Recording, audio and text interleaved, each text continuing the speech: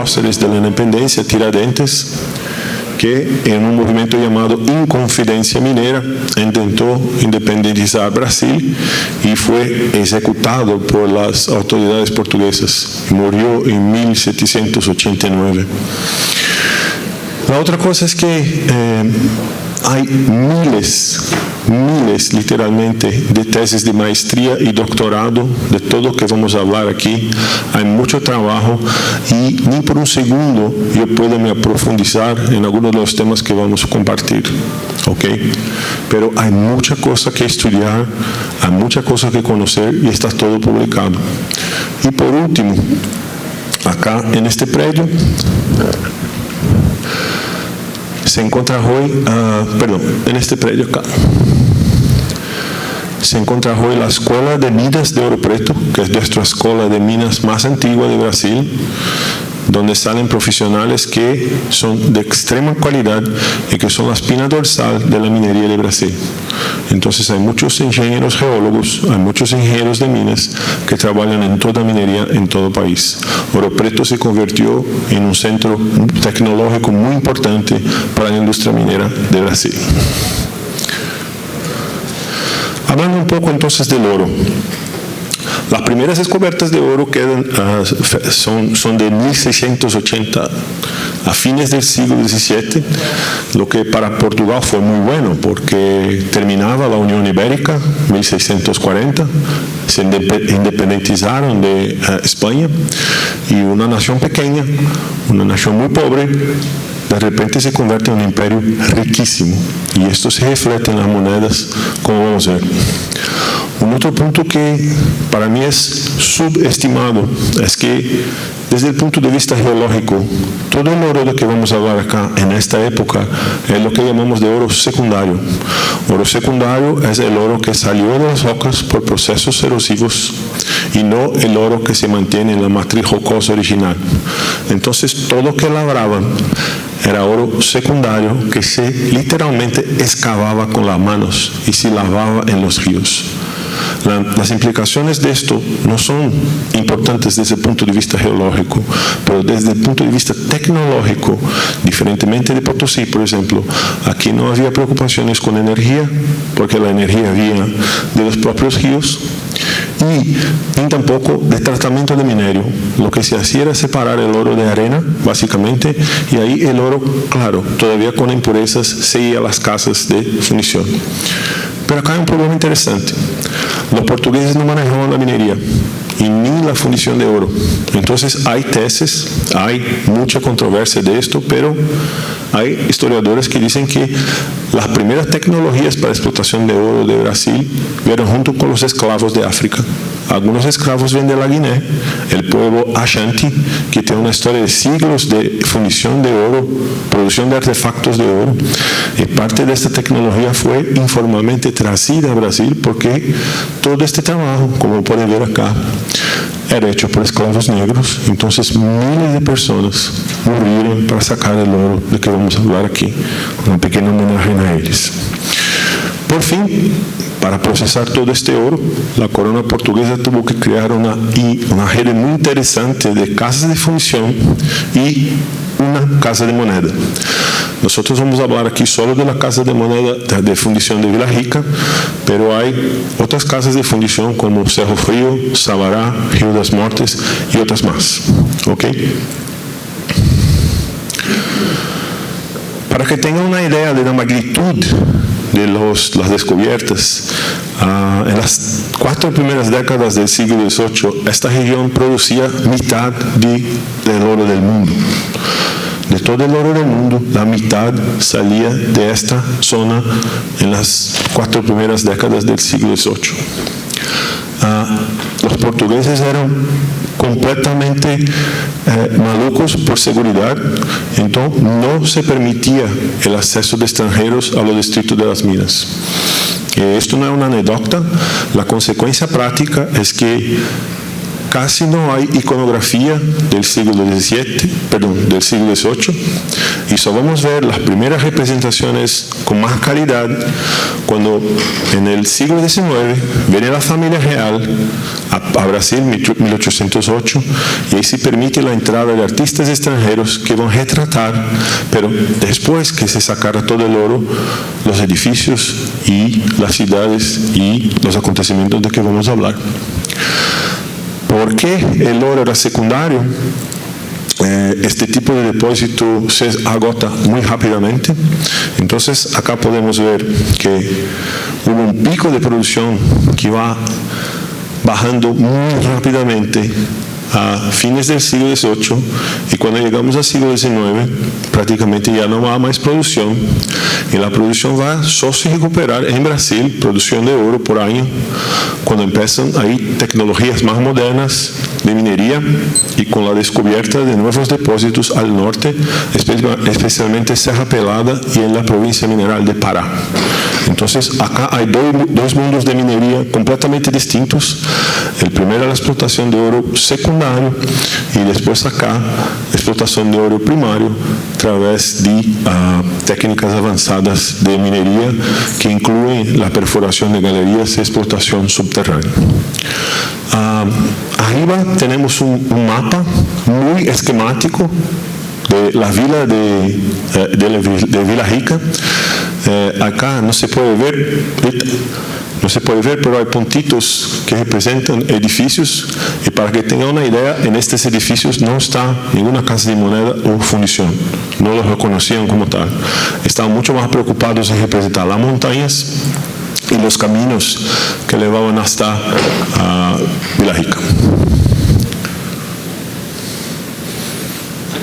Cambiando ahora para los edificios, se pueden encontrar con seguridad 3 edificios principales que funcionaron como casa de moneda y casa de fundición. Todavía hoy, si visitas Ouro Preto, solamente van a mencionar uno. Los otros 2 quedan completamente olvidados y ni tampoco son identificados para la población en general. Esta pesquisa que voy a presentar encontró algunos documentos inéditos y, para documentos que son públicos, que están en las vitrinas de los museos, una nueva interpretación. Hablemos entonces del edificio 1. Ese es el más antiguo.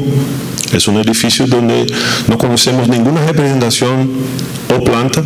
No sabemos cómo era, no sabemos cuán largo, cuán pequeño era, pero el único documento confiable que tenemos es un relatorio previo a la construcción del Palacio del Gobierno, que fue hecho por el ingeniero José Fernández Pinto, que decía que cuando me fui a Vila Rica en 1743 encontré el primer edificio de la Casa de Moneda en ruinas. Porque por lo que puedo ver de las ruinas, era un edificio muy simple, hecho con las paredes hechas de barro y palo. Entonces de ahí viene el título de la presentación, de barro y oro. Nuestra primera casa de moneda de Minas Gerais era hecha de palo y barro. ¿Cuál es la implicación de esto?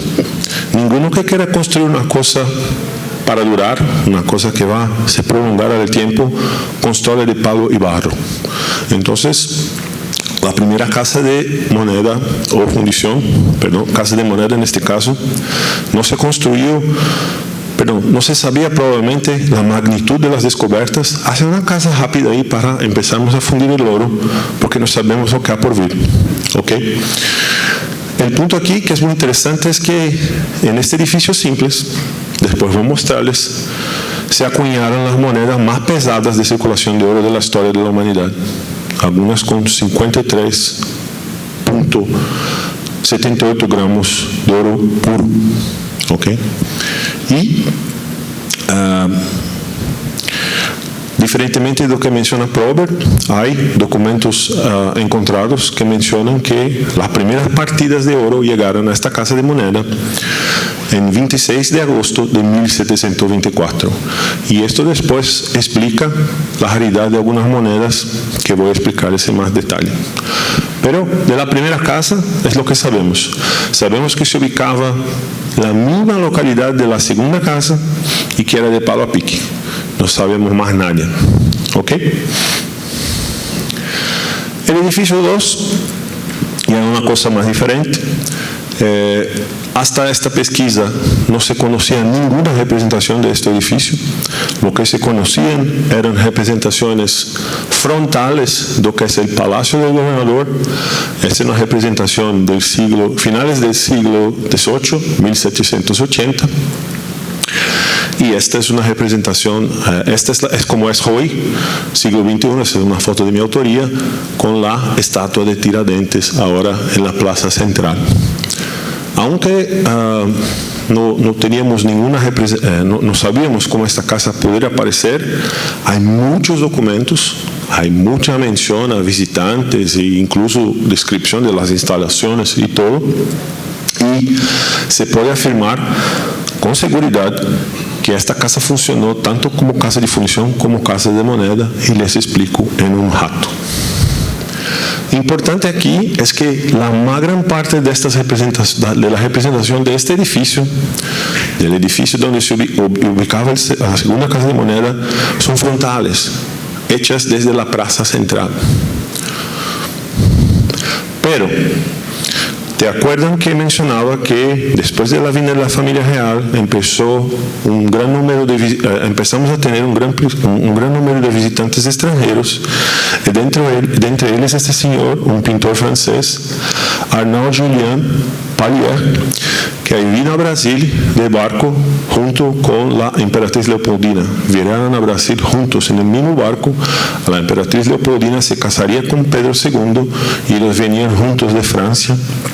Él para ser artista, ella para se casar con nuestro primero emperador.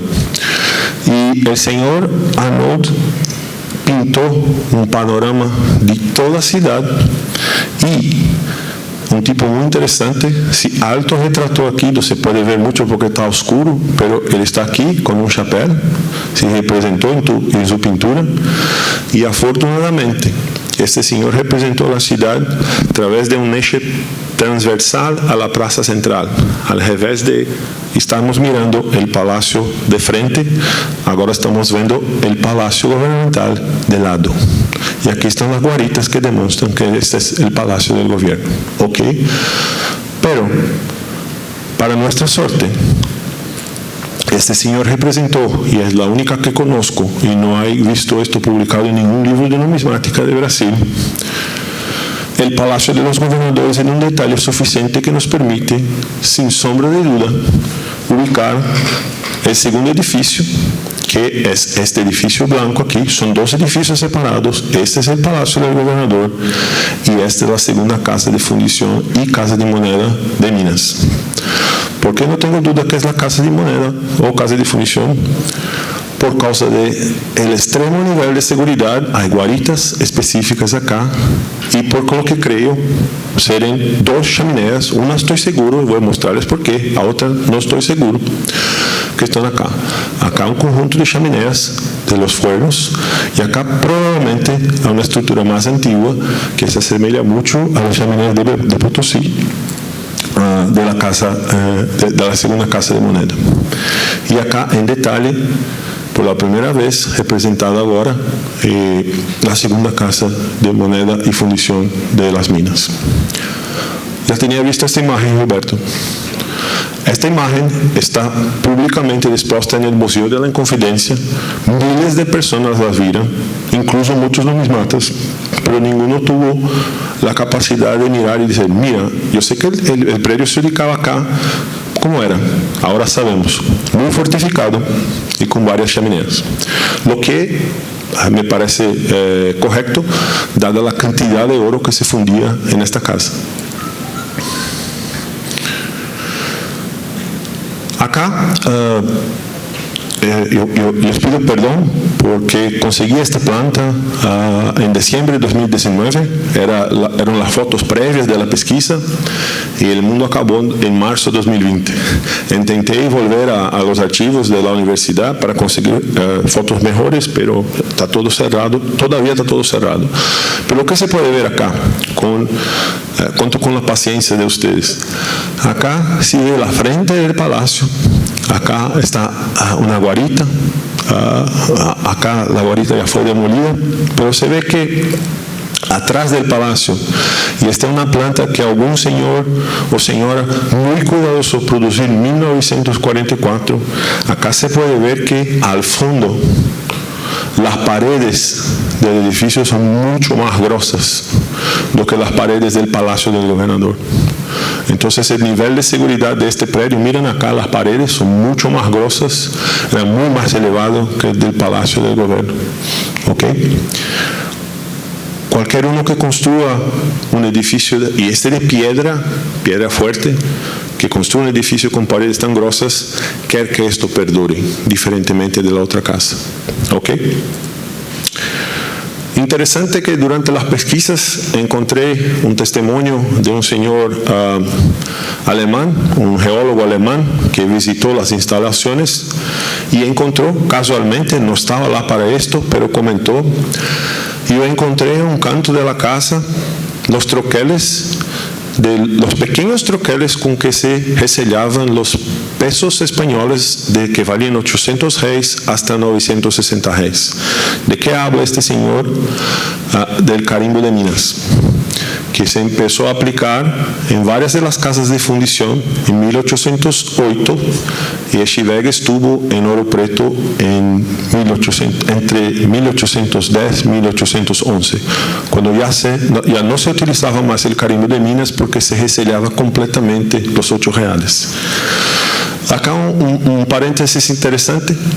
Echeverri es lo que considero el primer consultor de la historia de Brasil, porque fue llamado por la corona para que se explicara por qué la producción de oro decaía tan rápidamente. Entonces él produjo un relatorio muy detallado de todo que fue hecho hasta entonces, y explicando que la razón de los declinios era que el oro sacado era todo primario, y si quisieran continuar con la producción tendrían que desarrollar tecnología de minería, y la corona portuguesa no lo hizo. No tenían más plata, gastaron todo para invertir en un nuevo ciclo, ahora buscando el oro primario. Esto solo va a ser hecho por empresas inglesas a fines del siglo XIX. Si entras en este predio hoy, está atrás de lo que hoy es la sede de la Universidad Federal de Ouro Preto, antiguo Palacio de los Gobernadores. Ninguno va a te mencionar que allí se fundió y se acuñó moneda por casi 100 años. No hay ninguna placa, ninguna edificación, nadie.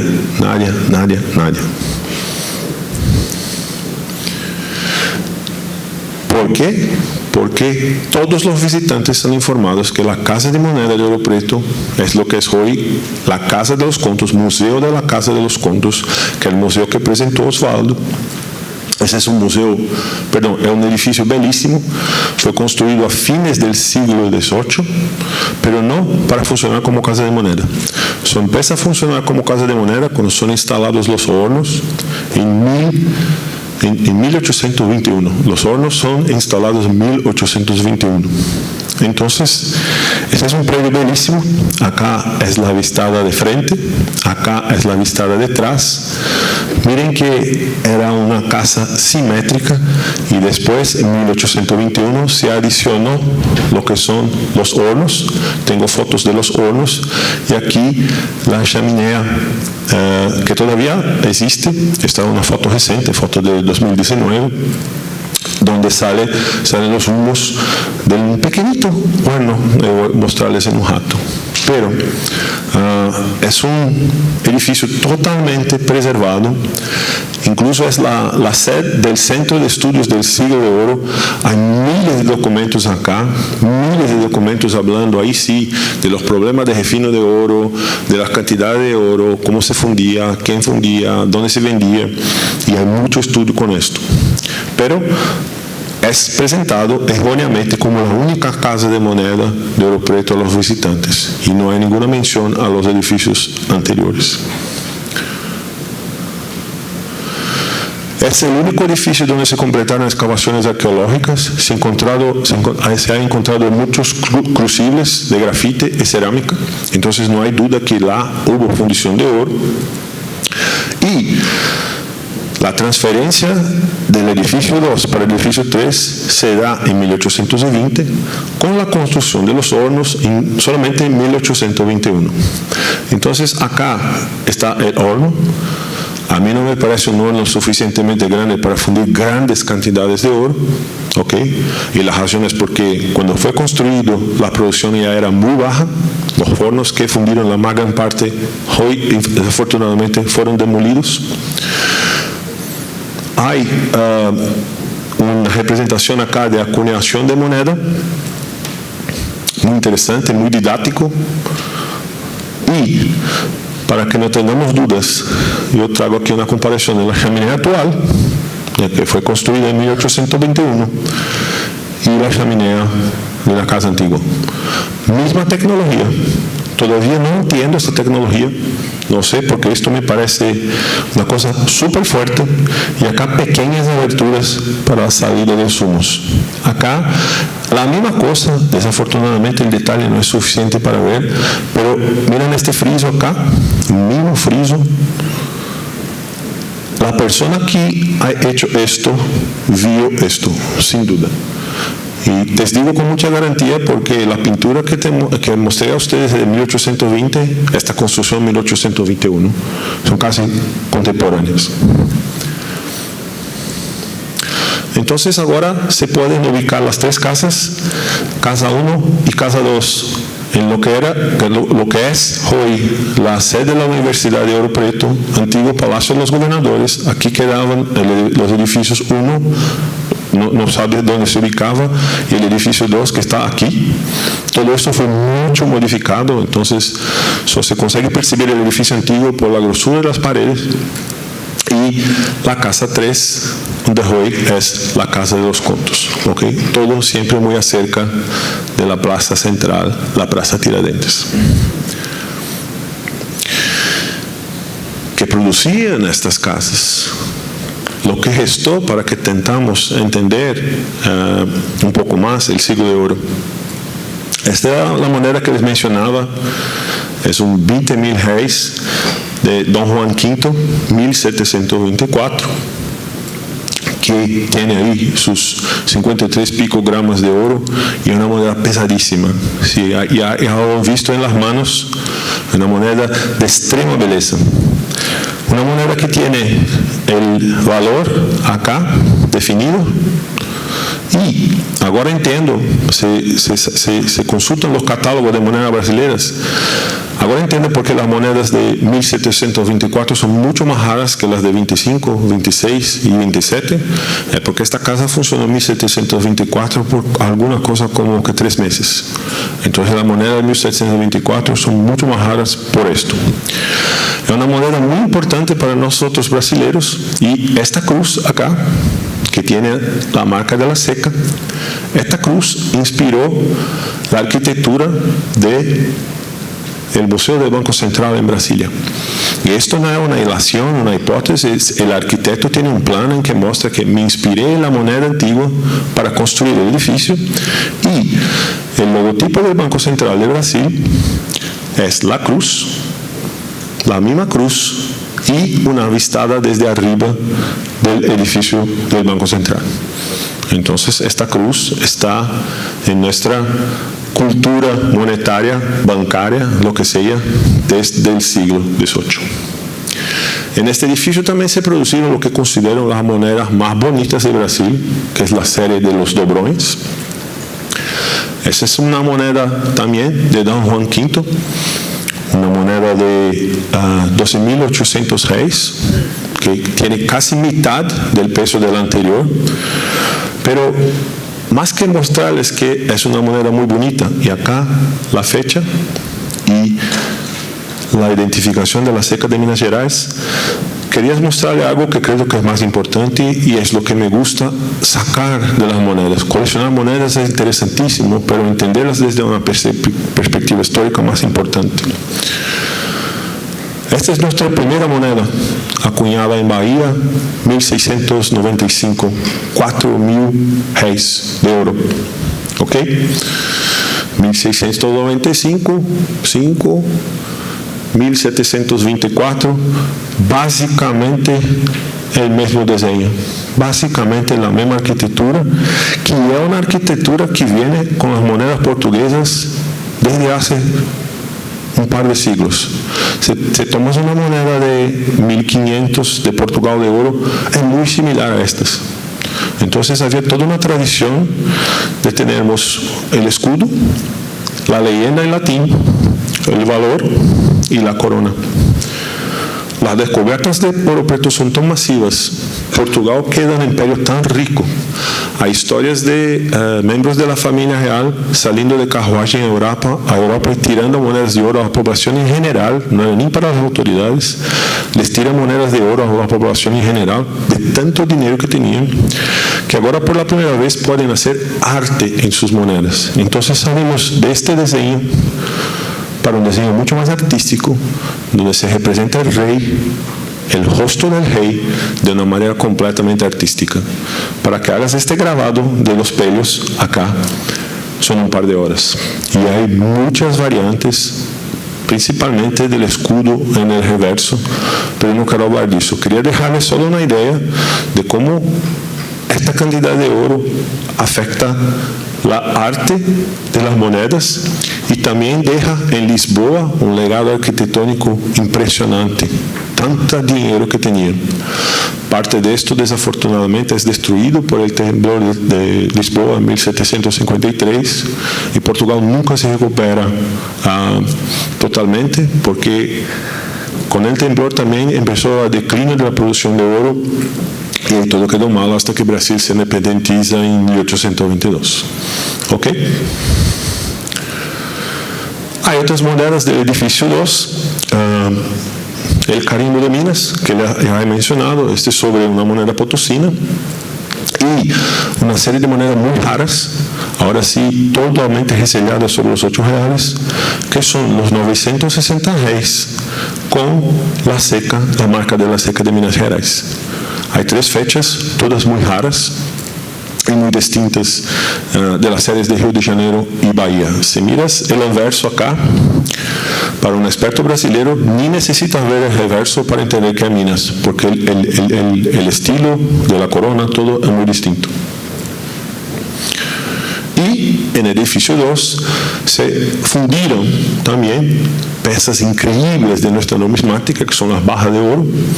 Esta es una barra de oro con increíbles 200 y pico gramos de oro. Y les explico todos los elementos. Acá hay el selo real con las iniciales VR abajo de Vila Rica. Hay barras de Sabará, hay barras de Río das Mortes, hay otras barras. Acá tenemos la fineza del oro, el toque, 22. El número de la barra, cada barra se acompañaba de una guía, un pedazo de papel que se dejaba de depósito mientras se hacía la barra y que se convirtió en moneda, en papel moneda. Pero eso es otra historia que no tengo tiempo de contar a ustedes. Acá la fecha, 1814, y aquí las iniciales del ensayador. Diferentemente de las monedas españolas, no hay los ensayadores en las monedas de oro portuguesas y brasileñas, pero en las barras hay. Y esto hay que se explicar. Yo ainda no consigo explicar, pero en las barras ponían las iniciales de los ensayadores y en las monedas no. Y al final, el peso acá en un sistema de ochavas, granos, que también no voy a explicarles. Importante que de la más gran parte de las barras de Vila Rica solo superviven barras del siglo XIX, 1811, 12, 13, 14, y no tenemos casi ninguna barra del siglo XVIII. Acá una otra barra mucho más pequeña, misma cosa, misma lógica, el sello real, número de la barra, la fecha acá, 1816, las iniciales del ensayador y el peso en el sistema de peso de la época. También hubo acuñación de monedas de cobre. Y acá hay una reflexión interesante, que es que no teníamos minas de cobre en Brasil hasta el siglo XX. Entonces, a mí no es claro si estas monedas fueron los copeles fueron hundidos en la casa de moneda. Tracíamos chapas de cobre de Inglaterra y creo que solamente las cortábamos, ¿ok? Pero aquí hay dos tipos. Ese es el tipo colonial, esa es una moneda de mi colección incluso, 75 reais, 1818. Y acá ya una moneda imperial, 37 reais y medio. Ustedes pueden estar preguntando qué denominación rara. Esto tiene que ver con el sistema de peso porque un vintém de oro, y vintém no es una unidad de 20, es una unidad de peso, valía 37 reais y medio. Entonces hacían en oro, en cobre, perdón, la más pequeña unidad de peso de oro para que las personas comunes utilizasen el cobre, porque el oro se acuñaba en cantidades que las personas en valores que las personas comunes no utilizaban. ¿Okay? Otra vez, la historia de los predios se mezcla con la historia de las monedas. Hay monedas de 37 y medio de este tipo también, pero no hay monedas de 1820, hay monedas de 19 y 21, y probablemente no hay monedas de 20 porque fue el año que se transfirió el edificio 2 para el edificio 3.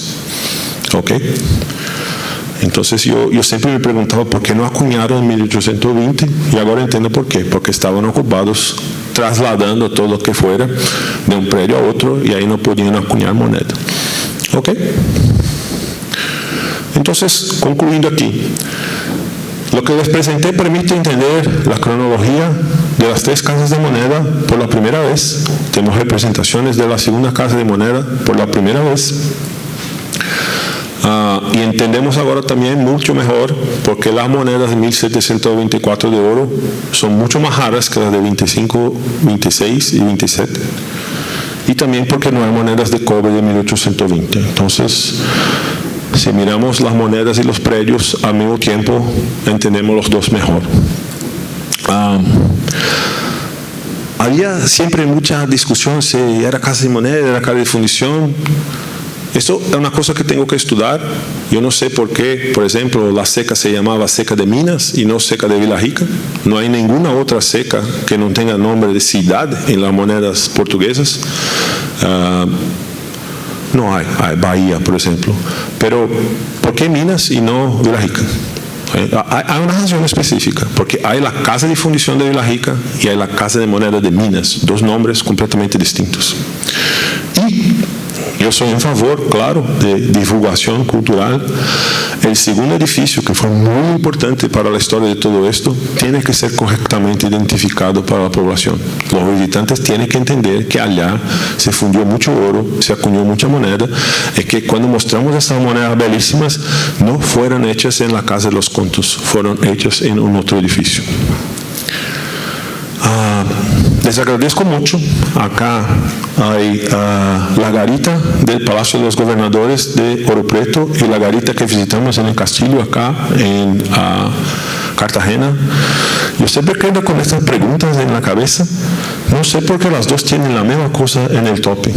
¿No? Eso es una cosa que no tiene ninguna función militar, ninguna función estratégica, pero lo hacían de la misma manera.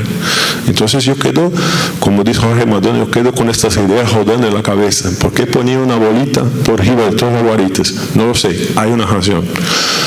Y la razón por qué coloco estas dos fotos es que para mí es un honor traer estas informaciones a ustedes porque creo que estoy ayudando en la integración de cosas que son muy similares, aunque no hablemos la misma lengua, y que tienen que se convertir en una cosa só, que es la numismática latinoamericana. Muchísimas gracias. Felicitarte por tan excelente trabajo y para hacerte una pregunta, me encantó ver los lingotes que tenían el número de barra, etcétera. Oye, no eran ni uno ni dos, eran 2.700 y algo de barras. ¿Esas barras tenían alguna función en particular para transportar dinero de una manera concreta, rápida y fácilmente contable entre comercios? ¿Se mandaba al gobierno para Lisboa para que hicieran algo con él? Dudo que se quedara mucho de eso en Brasil. Debió ser para una manera de canje.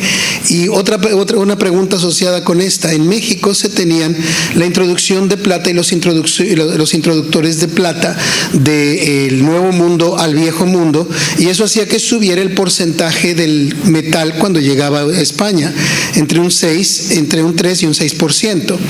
Mi pregunta, ¿sucedió también algo similar con el oro? Gracias. Son buenos puntos, Ricardo. Primero, yo podría dar una otra charla de cómo cambia la legislación permitiendo la circulación de oro en polvo, prohibiendo la circulación del oro en polvo, permitiendo la circulación de las bajas como monedas, prohibiendo la circulación de las bajas como monedas. Entonces aquí habría una otra charla, porque todo esto cambia. Lo que entiendo yo, y esto tiene que tener más pesquisas, es que siempre hubo mucha resistencia a la instalación de estas casas, porque esta es una manera mucho más efectiva de control por parte de Portugal, y había mucho contrabando de oro. Entonces, todo lo que tenía que ver con instalación de una casa de moneda, instalación de una casa de fundición, era más control y menos contrabando. Entonces, nunca, diferentemente de lo que nos enseñan los libros, que las casas de moneda vienen para hacer progreso, la economía y hacer la economía funcionar y todo, acá hubo mucha resistencia. Hay revoltas específicas contra la instalación de las casas, porque les cobraban impuestos cuando trazían el oro para acuñación o fundición. Y ese es un otro tema también que puede ser objetivo de una otra charla. Tenemos muchos documentos con las cantidades de oro transportadas, pero no hay así mucha información sobre cómo las cosas se cobraban a lo largo del camino. No se cobraba el quinto acá y se sacaba el oro. Una cosa muy interesante que encontré en las pesquisas es que aquí había una fraude muy interesante, porque las personas sabían que cuando llevaban el oro a las casas de fundición moneda, les quitaban 20%, que era el impuesto de la época, y el oro era todo secundario en polvo, no particulado. Y esta región es muy rica en hierro. Entonces, lo que hacían era adicionar 20% de hierro al oro para que al final tenían la misma cantidad de oro, descontado el peso, las impurezas, porque pesaban el oro cuando llegaba, si entregaste 1 kilo de oro, pero en la verdad estaban entre 800 gramos de oro y 200 gramos de hierro. Y esto se confirma con algunos reportes de la Casa de Moneda de Lisboa, porque ellos no entienden por qué se utilizan para purificar el oro en Vila Rica mucho más productos químicos que se utilizaban en Lisboa. Entonces las personas empiezan a preguntar a través de cartas por qué están usando tanto solimón, que es una mixtura de ácido nítrico y ácido sulfúrico, y después alguno percibe que es porque se adicionaba mucho más hierro acá, y en Lisboa el oro ya llegaba más puro porque había pasado por la fundición. ¿Ok?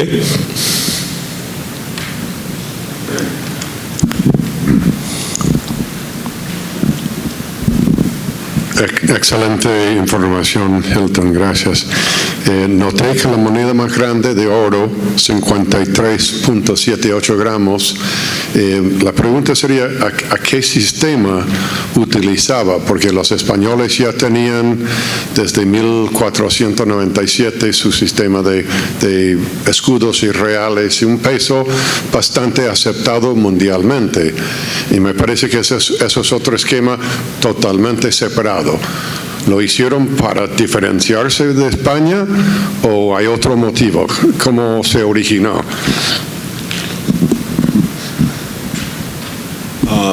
Esta es una teoría personal. Yo creo que las unidades hacen sentido cuando se consideran los sistemas de peso de la época, que eran distintos de España. Pero lo que es más interesante es que, para mí, por lo menos, estas monedas no son monedas, son barritas de oro, porque la más común de todas es la de 20.000, la de más grande denominación, y la segunda más común es la de 10.000, y las fracciones, que son de 4.000, 2.000, 1.000 y 400 reais, son muy raras. De las de 1.000 se conocen muy pocas, Y la razón es porque no estaban muy preocupados. Querían controlar el peso, claro, pero querían sacar la más grande cantidad de oro para salir del Brasil. Esas monedas difícilmente circulaban en esta época. Es mucha plata, mucha plata. Pero hay toda una lógica que no voy a explicar aquí, que es baseada en un sistema portugués de gramos, vinténs, es un sistema antiguo de peso, pero todo hace sentido. Cuando lanzan la segunda moneda, que tiene 12.800 reais de valor, casi mitad del peso de la primera, de 1724, tiene 53 y pico, porque después que se lanza la moneda, ya la levantan a 24.000 reais, y ahí las cosas hacen más sentido, porque la segunda tiene 12.800 con mitad del peso. Pero todo hace sentido, no voy a explicar ahora, porque si no, tomaría mucho tiempo. Sí, estilo español.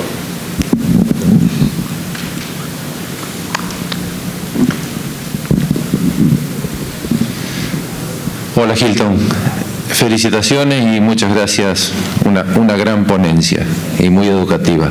Soy menos ignorante ya. Una pregunta puntual, las reacuñaciones sobre moneda de cordón, ya sea la de Busto y las patrias argentinas de 1813 y 15 que se hicieron a 960 reais. En Minas se hizo en el tercer edificio. ¿Hay documentación? ¿Son de 1821? Sí, hay un par de documentos de testimonio. Hay documentos prohibiendo la circulación de pesos. Todos tienen que ir a Río de Janeiro o Bahía para ser resellados y entrar en circulación. Y hay el testigo de Echeverría que vio en la segunda casa el resello, pero hay legislación específica prohibiendo de una vez por todas la circulación de lo que llamamos los patacones, los 8 reales, y que todo tiene que ser levantado. No te olvides que la literatura, hay distintos datos, pero la corona los compraba 720, 800 reais y los resellaba 960 con un gaño puramente financiero. Entonces todo eso era muy legislado y había falsificación también, porque era un negocio muy lucrativo, ¿no? Permiso. Continúo la pregunta. Puntualmente, lo que quería saber si había documentación de cómo se hacía para tomar de la circulación esos pesos. ¿Por qué? ¿A qué viene? Nosotros queremos saber cuánto se reacuñó de nuestro 1.000.000 de pesos de 1813, cuánto se reacuñó a 960 reais. Y no encontramos documentación en Potosí. Y no sabemos si el Estado español lo retiraba de la calle forzosamente o de la circulación, o si lo adquiría la Casa de Moneda. Es una gran duda. Esa es una pregunta muy importante y creo que todavía no está respondida. Hay dos informaciones concretas y hay mucha especulación.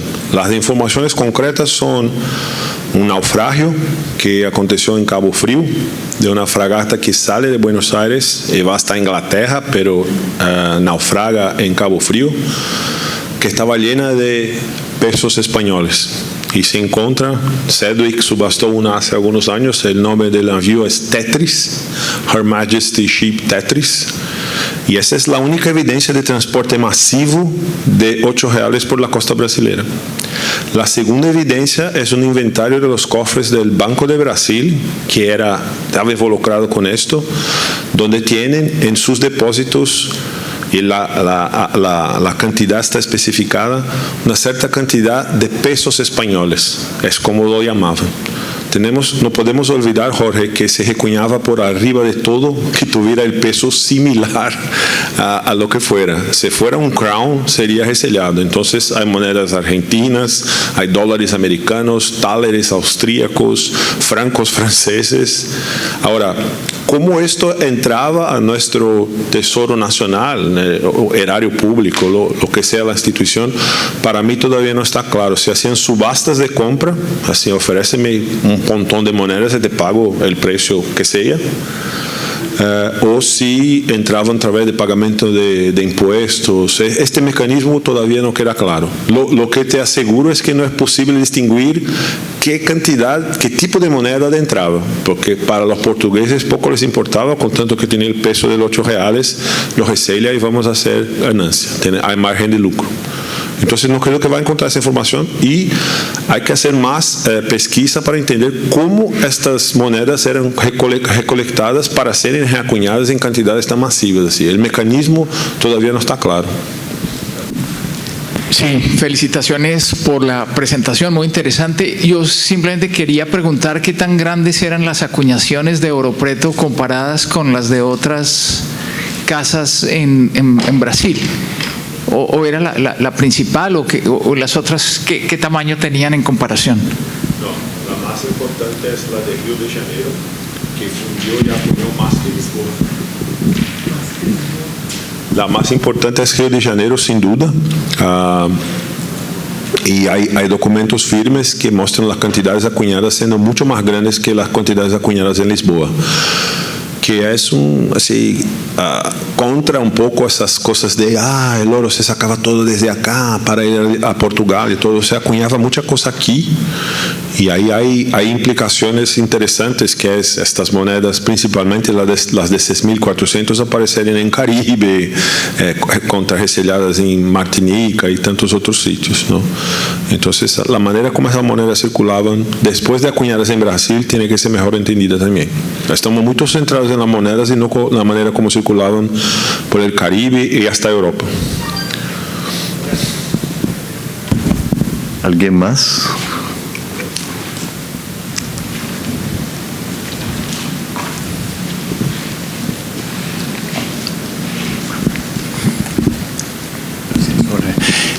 Muchísimas gracias, Hilton, por dedicarte a estudiar tanto las casas de moneda. A mí me parece un asunto muy importante para la numismática, las casas de moneda, los edificios, las máquinas, los troqueles y todo. Quiero animarte a seguir en ese camino y también a todos los otros numismáticos para que nos prestamos un poco más atención a los edificios y las máquinas. Nada más, muchísimas gracias por una excelente conferencia.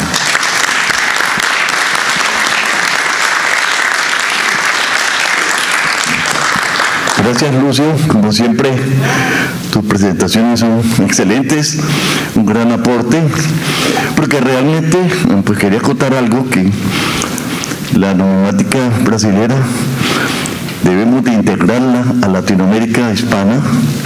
Siempre ha estado como un poco independiente y tenemos que entrar a coleccionar. Así que Hilton, yo creo que para la próxima convención va a traer moneda para regalarle a todo el mundo, a ver si empezamos a coleccionar Brasil. Yo sé cómo lo ves portugués en una carruaje. Eso. Yo quería hacerle un comentario. Realmente las barras es muy similar a Santa Fe, que a diferencia de Potosí, que era la moneda de mercancía, o sea, las barras mercancía, tanto Colombia como Brasil veo que utilizaron esas barritas como moneda. Y tenemos esa gran similitud, a pesar que eran dos regímenes totalmente diferentes, portugués y español. Realmente eso es lo único que veo como una hermandad de un objetivo de acuñar barras de oro y plata muy pequeñas, que entre otras pues son supremamente escasas las de Nuevo Reino. Muchas gracias.